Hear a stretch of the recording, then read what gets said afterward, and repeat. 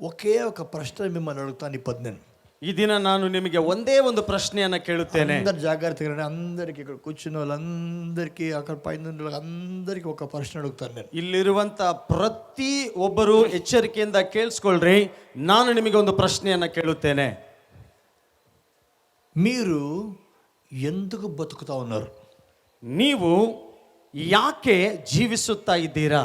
ఎందుకు బతుకుతున్నారు? ನೀವು ಯಾಕೆ ಜೀವಿಸುತ್ತಾ ಇದ್ದೀರಾ? మీరు ఏమేం చేస్తున్నారో, ನೀವು ಏನೆಲ್ಲ ಮಾಡುತ್ತಾ ಇದ್ದೀರೋ, ఎందుకు చేస్తున్నారు? ಯಾಕೆ ಅದನ್ನ ಮಾಡುತ್ತಾ ಇದ್ದೀರಾ? ఎప్పుడన్నా ఆలోచన చేసినావా? ಯಾವಾಗಾದ್ರೂ ಹಾಗೆ ಆಲೋಚನೆ ಮಾಡಿದ್ದೀರಾ? నేను ఇవన్నీ చేస్తున్నాను కదా, ನಾನು ಇದನ್ನೆಲ್ಲ ಮಾಡ್ತಾ ಇದ್ದೀನಲ್ಲ, ఎందుకు చేస్తా ఉన్నా? ಯಾಕೆ ಮಾಡ್ತಾ ಇದ್ದೀನಿ? సిగరెట్ తాగుతావు, ಸಿಗರೆಟ್ ಕುಡಿತಾರೆ, ఎందుకు తాగుతున్నావు? ಯಾಕೆ ಕುಡಿತಾ ಇದೀವಿ? ఎందుకు సిగరెట్ తాగుతావు?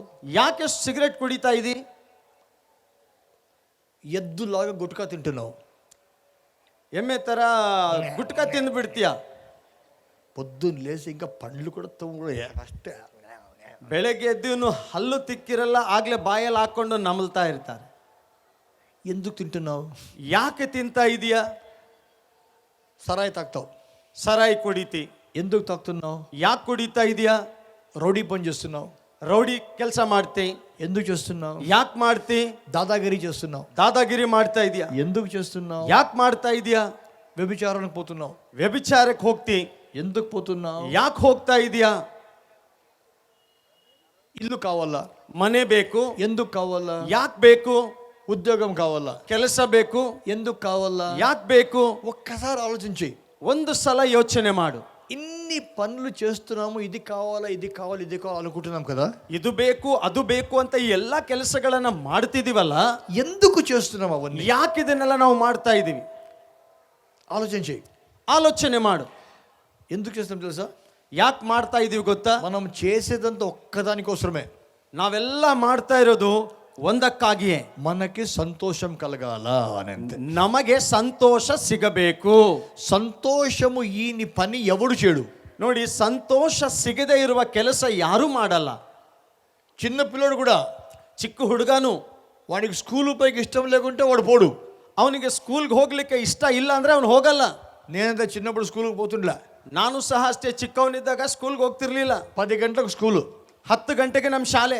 8 గంటల వరకు రాంబాబు బాగుంటాడు. పొద్దున్న 8 గంటల వరకు, ಬೆಳಿಗ್ಗೆ 8 ಗಂಟೆವರೆಗೆ ರಾಂಬಾಬು ಚೆನ್ನಾಗಿರ್ತಾರೆ. 8 గంటలకు రాంబాబు కడుపు నొప్పి వస్తుంది.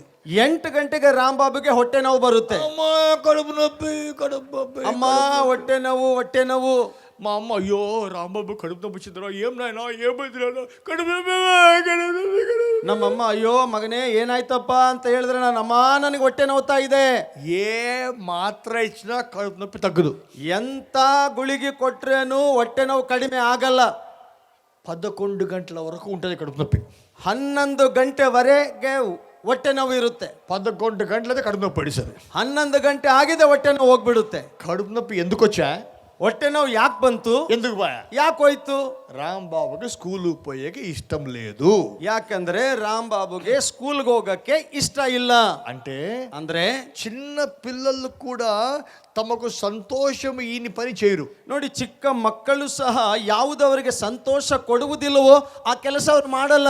మనము చేసేవన్నీ మన సంతోషం కోసమే. ನಾವು ಮಾಡುವ ಎಲ್ಲಾ ಕೆಲಸಗಳು ನಮ್ಮ ಸಂತೋಷಕ್ಕಾಗಿ. అయితే ప్రశ్న ఏమంటే, ಆದರೆ ಪ್ರಶ್ನೆ ಏನೆಂದರೆ, నిజంగా ఎవరు సంతోషంగా ఉన్నారు? ನಿಜವಾಗಿ ಯಾರು ಸಂತೋಷವಾಗಿದ್ದಾರೆ? ఈ సంతోషము యా అంగడిలో దొరుకుతుంది? ಈ ಸಂತೋಷ ಎನ್ನುವಂಥದ್ದು ಯಾವ ಅಂಗಡಿಯಲ್ಲಿ ಸಿಗುತ್ತೆ? యా ఊర్లో దొరుకుతుంది? ಯಾವ ಊರಲ್ಲಿ ಸಿಗುತ್ತೆ? ఇది ప్రశ్న. ಇದೇ ಪ್ರಶ್ನೆ. అందరూ అనుకుంటారు, ಎಲ್ಲರೂ ಅಂದುಕೊಳ್ತಾರೆ, అన్న వేరే వాళ్ళందరూ సంతోషంగా ఉన్నారన్న, నాకే కష్టాలన్నీ. ಅಣ್ಣ, ಬೇರೆಯವರೆಲ್ಲ ಸಂತೋಷವಾಗಿರೋ ಇದಾರಣ್ಣ, ಎಲ್ಲ ಕಷ್ಟಗಳು ಇರೋದು ನನಗೆ. ఇప్పుడు ఏప్రిల్ మే వచ్చా, ಈಗ ಏಪ್ರಿಲ್ ಮೇ ತಿಂಗಳು ಬಂತು. మే వస్తే బీదరు గుల్బర్గ చల్లగా ఉంటుంది కదా. ನೋಡ್ರಿ, ಮೇ ತಿಂಗಳು ಬಂದ್ರೆ ಬೀದರ್ ಮತ್ತು ಗುಲ್ಬರ್ಗ ತುಂಬಾ ತಣ್ಣಗಿರುತ್ತಲ್ಲ. ಚಳಿ ಆಗ್ತಿರ್ತದಲ್ಲ ಗುಲ್ಬರ್ಗದಲ್ಲಿ. ಮೇ ತಿಂಗಳು ಬಂದರೆ ಗುಲ್ಬರ್ಗ ಬೀದರಲ್ಲಿ ಚಳಿ. ಊಹಿಂచుకోండి, ಈಗ ಊಹಿಸಿಕೊಳ್ಳ್ರಿ, మే నెలలో, ಮೇ ತಿಂಗಳಲ್ಲಿ ఫుల్ ఎండ, ಭಯಂಕರ ಬಿಸಿಲು. ఆ ఎండలో ಆ ಬಿಸಿಲಲ್ಲಿ ಒಬ್ಬನು చాలా బీదోడు, ಬಹಳ ಬಡವ, వానికి సైకిల్ కూడా లేదు. ಅವನಿಗೆ ಸೈಕಲ್ನೂ ಇಲ್ಲ, అంత బీదోడు. ಅಷ್ಟು ಬಡವ ಅವನು. వాడు ఎండలు నడుచుకొని పోతా ఉంటాడు. ಅವನೀಗ ಬಿಸಿಲಲ್ಲಿ ನಡ್ಕೊಂಡು ಹೋಗ್ತಾ ಇದ್ದಾನೆ. ఎండ కొడతా ఉంది తల మీద వాడికి. ತಲೆ ಮೇಲೆ ಆ ಒಂದು ಸುಡು ಬಿಸಿಲು ಬೀಳ್ತಾ ಇದೆ. నడుచుకొని పోతున్నాడు. ನಡ್ಕೊಂಡು ಹೋಗ್ತಾ ಇದ್ದಾನೆ. పోతా ఉంటే ಹೋಗ್ತಾ ಇದ್ರೆ వాని ఎదురుగా ಅವನ ಮುಂದೆ ఒకడు సైకిల్లో పోతా ఉంటాడు. ಒಬ್ಬನು ಸೈಕಲ್ ತುಳ್ಕೊಂಡು ಹೋಗ್ತಾ ಇರ್ತಾನೆ. ఈడు నడుచుకొని పోయేవాడు ಈ ನಡ್ಕೊಂಡು ಹೋಗೋನು సైకిల్లో పోయేవాడిని చూస్తాడు. ಸೈಕಲ್ ಅಲ್ಲಿ ಹೋಗೋನನ್ನ ನೋಡ್ತಾನೆ. వాడు చూడరు సైకిల్లో సై సై సై పోతున్నాడు. నేను చూడరా ఎండలో తనకలా నడుచుకొని పోతున్నాను. ಇವನು ಹೇಳ್ತಾನೆ, ಅವ್ನು ನೋಡ್ರಿ ಸೈಕಲ್ ಅಲ್ಲಿ ಸುಯ್ ಸುಯ್ ಅಂತ ಹೋಗ್ತಾ ಇದ್ದಾನೆ, ಆದ್ರೆ ನಾನು ಸುಡು ಬಿಸಿಲಲ್ಲಿ ನಡ್ಕೊಂಡು ಹೋಗ್ತಾ ಇದ್ದೀನಿ. నాకే కష్టాలంతా. ನನಗೆ ಇರೋದೆಲ್ಲ ಕಷ್ಟ. ఆ సైకిల్ వాడు ఎంత ఖుషిగా ఉన్నాడు చూడరా. ನೋಡ, ಆ ಸೈಕಲ್ ಇರೋನು ಎಷ್ಟು ಸಂತೋಷವಾಗಿದ್ದಾನೆ. ఇప్పుడు సైకిల్ తొక్కేవాడు ಈಗ ಸೈಕಲ್ ತುಳಿಯೋನು వాడు ఎండలో సైకిల్ తొక్కుతున్నాడు. ಈಗ ಅವನು ಬಿಸಿಲಲ್ಲಿ ಸೈಕಲ್ ಅನ್ನ ತುಳ್ಕೊಂಡು ಹೋಗ್ತಾ ಇದ್ದಾನೆ. ఒకడు మోటార్ బైక్ లో పోతున్నాడు. డ్రర్ మోటార్ బైక్ లో పోతుంటాడు. ಅವನು ಮುಂದೆ ಒಬ್ಬನು ಮೋಟರ್ ಬೈಕ್ ಅಲ್ಲಿ ಬರ್ರ ಅಂತ ಹೋಗ್ತಾ ಇದ್ದಾನೆ. ఈ సైకిల్ తొక్కేవాడు ಈ ಸೈಕಲ್ ತುಳಿಯೋನು మోటార్ సైకిల్ లో పోయేవాడిని చూస్తాడు. ಆ ಮೋಟರ್ ಸೈಕಲ್ ಅಲ್ಲಿ ಹೋಗೋನನ್ನ ನೋಡ್ತಾನೆ. వాడిని చూడరా వాడిని. ಅವನ ನೋಡು, నేను చూడు పుస్కా పుస్కా పుస్కా తొక్కాల. ನಾನ್ ನೋಡು ಸೈಕಲ್ ಅನ್ನ ತುಳ್ಕೊಂಡು ಹೋಗ್ಬೇಕು, వీడు చూడు డ్రర్ అని పోతున్నాడు. ಆದ್ರೆ ಇವನ್ ನೋಡು ಬೈಕಲ್ಲಿ ಬರ್ರ ಅಂತ ಹೋಗ್ತಾ ಇದ್ದಾನೆ. నాకే కష్టాలు. ಇರೋ ಕಷ್ಟ ಇಲ್ಲ ನನಗೆ. ఆ మోటార్ బైక్ కష్టమే లేదు. ಆ ಮೋಟರ್ ಬೈಕ್ ಅಲ್ಲಿ ಹೋಗನ್ಗೆ ಕಷ್ಟನೇ ಇಲ್ಲ. నాకే ఒక మోటార్ బైక్ చిక్తే అట్లా ಒಂದು ವೇಳೆ ನನಗೆ ಅಂತ ಒಂದು ಮೋಟರ್ ಗಾಡಿ ಸಿಕ್ಕಿದ್ರೆ సంతోషంగా ఉంటాను. ನಾನು ಸಂತೋಷವಾಗಿರ್ತೀನಿ. ఈ మోటార్ బైక్ లో పోయేవాడు ಆ ಮೋಟರ್ ಗಾಡಿಯಲ್ಲಿ ಹೋಗೋನು కారులో పోయేవాడిని చూస్తాడు. ಕಾರಲ್ಲಿ ಹೋಗೋನನ್ನ ನೋಡ್ತಾನೆ. వాడు చూడరా కారులో సై అని పోతా ఉంటాడు. ಅವ್ನು ನೋಡಪ್ಪ ಕಾರಲ್ಲಿ ಸುಯ್ ಅಂತ ಹೊಂಟಾನ. నేను హెల్మెట్ వేసుకొని ఎండకి మోటార్ బైక్ లో నా కష్టాలు చూడు. ನನ್ ಕಷ್ಟ ನೋಡ್ರಿ, ಬಿಸಿಲಾಗ ಮೋಟರ್ ಬೈಕ್ ಅಲ್ಲಿ ಹೆಲ್ಮೆಟ್ ಹಾಕೊಂಡು ಹೊಂಟೀನಿ. వాడిని చూడు, ಅವ್ನು ನೋಡು కారులో డ్రర్ అని పోతున్నాడు. ಕಾರಲ್ಲಿ ಡ್ರ ಅಂತ ಹೊಂಟಾನೆ. నాకే కష్టాలు. ಕಷ್ಟಗಳಿರೋದೆಲ್ಲ ನನಗೆ.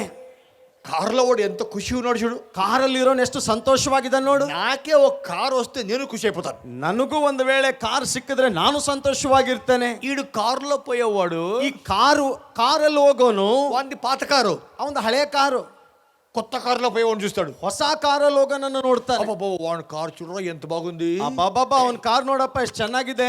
నాకే కష్టాలు. ಇರೋ ಕಷ್ಟ ಇಲ್ಲ ನನಗೆ. వాడికి కష్టమే లేదు. ಅವನಿಗೆ ಕಷ್ಟನೇ ಇಲ್ಲ. నాకే ఒక కొత్త కార్ చిక్తే నాకు ఖుషి అయిపోతుంది. ಒಂದು ವೇಳೆ ನನಗೇನಾದ್ರೂ ಹೊಸ ಕಾರ್ ಸಿಕ್ಕಿದ್ರೆ ನಾನು ಸಂತೋಷವಾಗಿರ್ತೇನೆ. కొత్త కారులో పోయేవాడు ಈ ಹೊಸ ಕಾರಲ್ಲಿ ಹೋಗೋನು విమానంలో పోయేవాడిని చూస్తాడు. ವಿಮಾನದಲ್ಲಿ ಹೋಗೋನನ್ನ ನೋಡ್ತಾನೆ. వాడు చూడు డ్రర్ అని పోతాడు. ಅವನ್ ನೋಡ್ ಮೇಲೆ ಡ್ರ ಅಂತ ಹೋಗ್ತಾ ಇದ್ದಾನೆ. నాకు చూడు కారు. ನಂದು ನೋಡು ಕಾರು.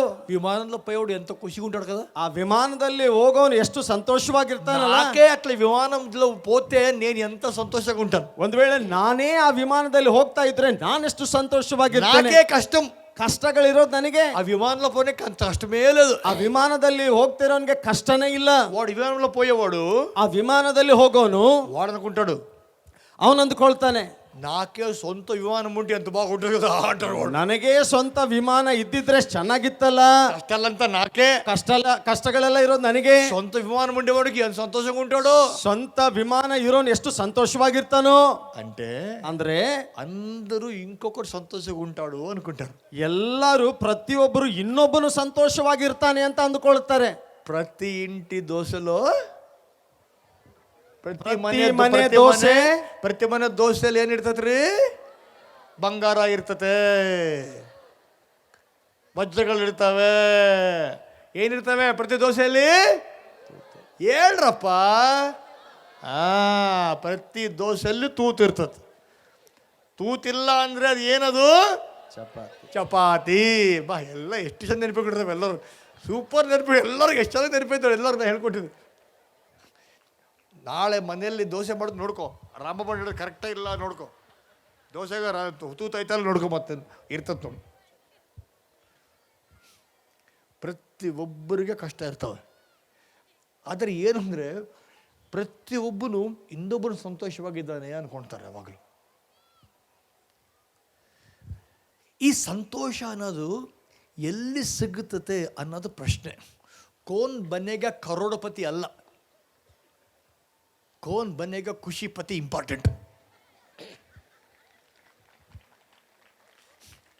ಯಾಕೆ ಗೊತ್ತಾ? ನೀವು ಅನ್ಕೊಳ್ತೀರಿ ಹಣ ಇದ್ದರೆ ಸಂತೋಷ ಅಂತ. ಹಣ ಬೇಕು ಜೀವಿತದಲ್ಲಿ. ಆದರೆ ಕಾಫಿ ಡೇ ಕೇಳಿದ್ರ? ಕಾಫಿ ಡೇ ಅಂತ ಕೇಳಿದ್ರ? ಕಾಫಿ ಡೇ ಅಂತ ಆ ಕಾಫಿ ಡೇ ಅನ್ನೋದು ಅದು ಹೋಟೆಲ್ಲು ದೊಡ್ಡದು ಭಾರತ ದೇಶ ಎಲ್ಲ ಕಡೆ ಐತೆ ಅದು. ಆ ಹೋಟೆಲ್ ಯಜಮಾನ ಕರೋಡ್ಪತಿ. ಹೋದ ವರ್ಷ 2 ವರ್ಷ ಕೆಳಗೆ ಆತ ಬ್ರಿಡ್ಜ್ ಮೇಲೆ ನೀರಲ್ಲಿ ಜಿಗಿದು ಆತ್ಮಹತ್ಯೆ ಮಾಡ್ಕೊಂಡ. ಹಣ ಐತೆ, ಆಸ್ತಿ ಐತೆ, ಆತ್ಮಹತ್ಯೆ ಮಾಡ್ಕೊಂಡ. ಯಾಕೆ? ಸಮಾಧಾನ ಇಲ್ಲ. ಈ ಸಂತೋಷ ಅನ್ನೋದಕ್ಕಾಗಿ ಎಲ್ಲರೂ ಹುಡುಕ್ತಾ ಇರ್ತಾರೆ. ಆದರೆ ಎಲ್ಲಿ ಸಿಗ್ತತೆ ಸಂತೋಷ? ಎಲ್ಲಿ ಸಿಗ್ತದೆ? ಜಾಗ್ರತೆಯಾಗಿ 5 ನಿಮಿಷ ಹೇಳ್ತೀನಿ ಕೇಳ್ರಿ. ನಾನು ಹೇಳಿದ ಮಾತೆ ಅರ್ಥ ಮಾಡ್ಕೊಂಡ್ರೆ ಇವತ್ತು ನಿಮ್ಮ ಜೀವಿತದಲ್ಲಿ ನಿಮ್ಮನ್ನ ಹಿಡಿಯೋರು ಇರೋಂಗಿಲ್ಲ. ಅಷ್ಟು ಸಂತೋಷವಾಗಿರ್ತೀರಿ ನೀವು. ಇನ್ನು ಮುಂಚೆ ಯಾವಾಗಲೂ ಮೂತಿಂಗ್ ಇಡೋಂಗಿಲ್ಲ ಅಂತ ಬಂದರೆ ಅಳು ಮುಂಜಿ ಇಟ್ಕೊಂಡು ಬಂದಿರ್ತಾರೆ ಹಿಂಗೇ ಯಾವಾಗ. ಕೆಲವು ಒಬ್ಬಾಕಿ ಬಂದಿಲ್ಲ ನನ್ನ ಮೀಟಿಂಗ್ಗೆ. ಹಿಂಗೆ ಆಕಿ ನಗಿಗೆ ಬರೋಂಗಿಲ್ಲ. ನಾನು ನೋಡ್ದೆ ಆಕಿ ನೋಡಿ, ಬಾಮ್ಮ ನಿನ್ನ ಹೆಸರೇನಮ್ಮ ಅಂದೆ. ಸಂತೋಷಮ್ಮ ಅನ್ನ ಅಂದ್ಲು. ಅಮ್ಮ ಸಂತೋಷಮ್ಮನ? ಈ ಕೆಲಸ ಸಂತೋಷಮ್ಮ ಅಂತ ಹಿಂಗೆ. ಇನ್ನೊಬ್ಬನಂಗೆ ಅವ್ನ ಮಕ್ಕ ಹೆಂಗಿರ್ತದಂದ್ರೆ ಅವ್ನ ಮುಖ ಮುಟ್ಟಿದ ಕೈ ಸುಟ್ಟು ಹೋಗ್ತದೆ, ಹಂಗಿರ್ತದೆ. ಹೋಗ್ರಿ ಅವನ ಹೆಸರೇನ್ಲೇ ಅಂತ ಹೇಳ. ಆನಂದ ಅಂದ. ಅಪ್ಪ ಏನು ಹೆಸರಿಲ್ಲ ಇದು.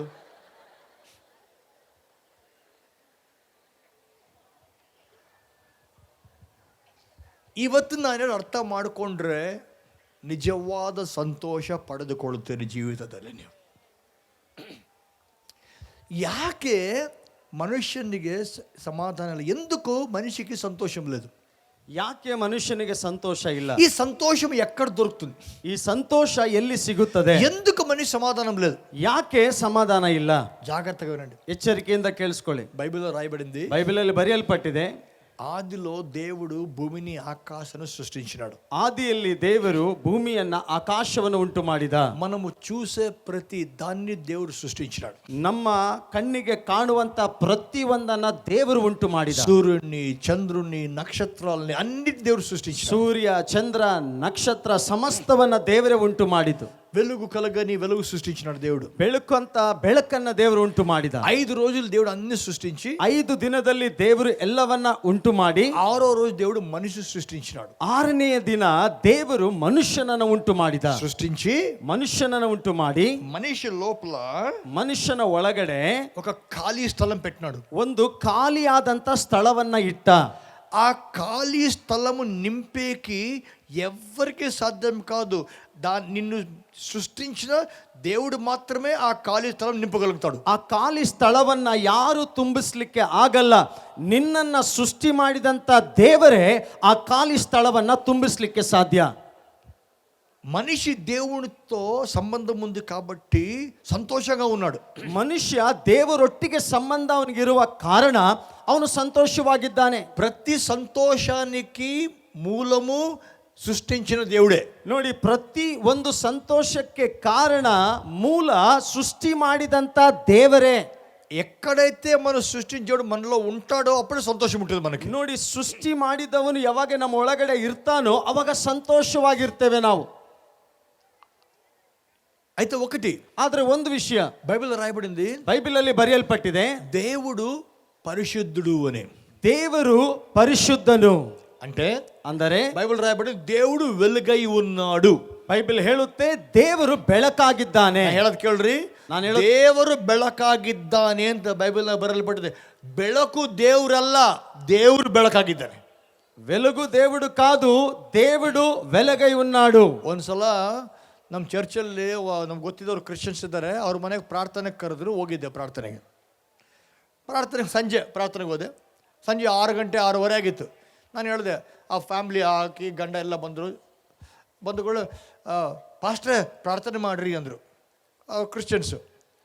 ಸರಿ ಪ್ರಾರ್ಥನೆ ಮಾಡೋದು ಅಂದ್ಕೊಳ್ಳಿ ಆಕೆ ಎದ್ದುಬಿಟ್ಲು. ಅಣ್ಣ 1 ನಿಮಿಷ ಅಂದ್ಲು. ಏನಾಯ್ತಪ್ಪ ಅಂದ್ಕೊಂಡು ಹೋಗಿ ಲೈಟ್ ಹಾಕಿದ್ಲು. ಲೈಟ್ ಹಾಕಿ ಲೈಟ್ ನೋಡಿ ಹಿಂಗೆ ಅಂದ್ಲು. ನಾನು ನೋಡಿದೆ, ಯಾಕೆ ಲೈಟಿಗೆ ಹಿಂಗೆ ಲೈಟ್ ಹಿಂಗೆ ತಿಂದೆ ಅಂತ ಕೇಳಿದೆ. ಅಣ್ಣ ಬೈಬಲ್ನಾಗ ಬರೆಯಲ್ಪಟ್ಟಿದ್ದ ಬೆಳಕು ದೇವ್ರು ಅಂತೇಳಿ ದೇವರನ್ನ ಅಂತಿದ್ರುಗಳೇ ಕರೆಂಟ್ ಹೋಯ್ತು.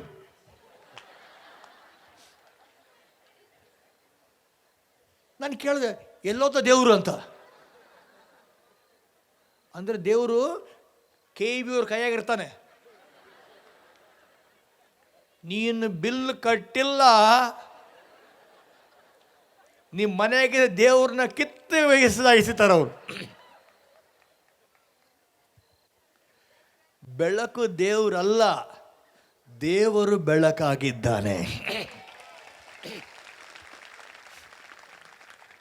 ಅದಕ್ಕೆ ಮನೆಗೆ ಹಿಂಗೆ ಅನ್ಬೇಡ, ದೇವರು ಬೆಳಕಾಗಿದ್ದಾನೆ. ಭಾಳ ಜನ ನೋಡ್ತಾರೆ, ಸೂರ್ಯ ಹೆಂಗಿದೆ ನೋಡು, ಸೂರ್ಯನೇ ದೇವರು ಅಂತಾರೆ. ಒಂದ್ಸಲ ಒಬ್ಬ ವ್ಯಕ್ತಿ ದೇವ್ರಿಗೆ ಹುಡುಕ್ತಿದ್ದ, ದೇವ್ರು ಬೇಕು, ದೇವ್ರು ಯಾರಪ್ಪ ದೇವ್ರು ಹುಡುಕ್ತಾ ಇದ್ದಂತ ಹುಡುಕಂತ ಹೋಗ್ತಿದ್ದಂತ. ಹೋಗ್ತಾ ಇದ್ರೆ ಸೂರ್ಯನ ನೋಡಿದಂತ. ನೋಡಿ ಎಷ್ಟು ಬೆಳಕೈತೆ ಸೂರ್ಯನಿಗೆ, ಈ ಸೂರ್ಯನೇ ದೇವ್ರು ಇರಬೇಕು ಅಂತ, ಸೂರ್ಯ ನೀನೇ ದೇವರು ಅಂತ ಇದ್ಕೊಳ್ಳೆ ಒಂದು ಕಪ್ಪು ಮೋಡ ಬಂದು ಸೂರ್ಯನ ಮುಚ್ಚಿಬಿಡ್ತಂತ. ಮುಚ್ಚಿದ್ಕೊಳ್ಳೆ ಇವನು, ಯಪ್ಪ ಈ ಮೋಡ ಸೂರ್ಯನಕ್ಕಿಂತಲೂ ಶಕ್ತಿ ಐತಲೇ, ಸೂರ್ಯನೇ ಮುಚ್ಚಿಬಿಟ್ಟಿದೆ ಅಂತೇಳಿ ಮೋಡ ನೀನೇ ದೇವರು ಅಂತ ಇದ್ಕೊಳ್ಳೆ ಗಾಳಿ ಬೀಸ್ತಂತ. ಗಾಳಿ ಬೀಸಿದ್ರೆ ಮೋಡ ಹೊಡ್ಕೊಂಡೈತಂತ. ಯಪ್ಪಲೇ ಗಾಳಿ ಎಷ್ಟು ಪವರ್ಫುಲ್, ಗಾಳಿ ನೀನೇ ದೇವರು ಅಂತೇಳಿ ಗಾಳಿಯಿಂದ ಹೋದ್ನಂತ. ಗಾಳಿಯಿಂದ ಹೋಗ್ತಾ ಇದ್ರೆ ಆ ಗಾಳಿ ಹೋಗಿ ಒಂದು ಗುಡ್ಡಕ್ಕೆ ಡಿ ಹೊಡಿತಂತ. ಡಿ ಹೊಡೆದ್ರೆ ಏನಾಗ್ತದೆ? ಗಾಳಿ ಡಿ ಹೊಡೆದ್ರೆ ಗುಡ್ಡ ಬಿದ್ದ ಬಿಡ್ತದೆ. ಏನಾಗ್ತದೆ? ಗುಡ್ಡ ಹಂಗೇ ನಿಂತೈತಿ, ಏನಾಗಲಿಲ್ಲ. ಇವನಂತ, ಲೇ ಈ ಗುಡ್ಡ ಎಷ್ಟು ಶಕ್ತಿ ಐತ್ಲೇ, ಗುಡ್ಡನೇ ದೇವರು. ಯಾಕಂದ್ರೆ ಸೂರ್ಯನ ಮೋಡ ಮುಚ್ಚುತ್ತೆ, ಸೂರ್ಯಕ್ಕಿಂತಲೂ ಮೋಡ ಶಕ್ತಿ, ಮೋಡಕ್ಕಿಂತಲೂ ಗಾಳಿ ಶಕ್ತಿ, ಗಾಳಿಗಿಂತಲೂ ಈ ಗುಡ್ಡ ಶಕ್ತಿ, ಗುಡ್ಡ ನೀನೇ ದೇವರು ಅಂತ ಇದ್ಕೊಳ್ಳಿ ಅವನ ಕಣ್ಣು ಒಂದ್ರ ಮೇಲೆ ಬಿತ್ತಂತ. ಹಿಂಗೆ ನೋಡಿದ್ರೆ ಒಂದಿಷ್ಟು ದೊಡ್ಡ ಇಲಿ ಗುಡ್ಡನಾಗ ತೂತು ಮಾಡ್ತೈತಂತ. ಇಲಿ ನೋಡೋದಂತ, ಯಪ್ಪಲೇ ಈ ಇಲಿ ಎಷ್ಟು ಶಕ್ತಿ ಐತಲೇ, ಗುಡ್ಡ ಒಳಗೆ ತೂತು ಮಾಡ್ತದಂದ್ರೆ ಇಲ್ಲಿ ನೀನೇ ದೇವರು ಇಲ್ಲಿ ದೇವರು ಅಂತ ಇದಕ್ಕೆ ಮ್ಯಾವ್ ಬೆಕ್ಕು ಬಂತಂತ. ಬೆಕ್ಕು ಬಂದು ಕೊಳ್ಳೆ ಇಲಿ ಓಡೋಯ್ತಂತ. ಈಗ ಇವನು ಯಪ್ಪಲ್ಲೇ ಬೆಕ್ಕು ನೀನೇ ದೇವರು ಯಾಕೆ? ಸೂರ್ಯಕ್ಕಿಂತಲೂ ಮೋಡ ಶಕ್ತಿ, ಮೋಡಕ್ಕಿಂತಲೂ ಗಾಳಿ ಶಕ್ತಿ, ಗಾಳಿಗಿಂತಲೂ ಗುಡ್ಡ ಶಕ್ತಿ, ಗುಡ್ಡಕ್ಕಿಂತಲೂ ಇಲಿ ಶಕ್ತಿ, ಇಲಿಗಿಂತಲೂ ಈಗ ಬೆಕ್ಕು ಶಕ್ತಿ, ಬೆಕ್ಕು ನೀನೇ ದೇವರು ಅಷ್ಟರೊಳಗೆ ವಾವ್ ವಾವ್ ವಾವ್ ವಾವ್ ವಾವ್ ಬಂತಂತ ನಾಯಿ ಬಂದು ಕೂಡಲೇ ಬೆಕ್ಕು ಓಡೋಯ್ತಂತ. ಯಪ್ಪಲೇ ನಾಯಿ ನೀನೇ ದೇವರು ಅಂದ್ಬಿಟ್ನಂತ. ನಾಯಿ ದೇವರು ಅಂದುಕೊಳ್ಳೆ ಒಬ್ಬನವರ ಬಂದು ಟಾಮಿ ಅನ್ನಂತ. ಅಂದರೆ ಈ ಟಾಮಿ ಕಿಟಿ ಬಾಲಲ್ಲಿ ಅಲ್ಸ್ಕೊಂಡೆ ಅವನ ಕಾಲ ಕೂತ್ಬಿಡ್ತಂತ. ಯಪ್ಪಲೇ ಮನುಷ್ಯ ನೀನೇ ದೇವ್ರಲೇ ಅಂತ ಇದ್ದುಕೊಳ್ಳೆ ಆ ಮನುಷ್ಯ ಹಾರ್ಟ್ ಅಟ್ಯಾಕ್ ಬಂದು ಟಪ್ಪನ್ನು ಸತ್ತೋಗ್ಬಿಟ್ಟಂತ. ಅವಾಗ ಅವನು ನೋಡಿದ್ನಂತ, ದೇವರು ಅಂತ ಹೇಳಿದ್ನಂತ.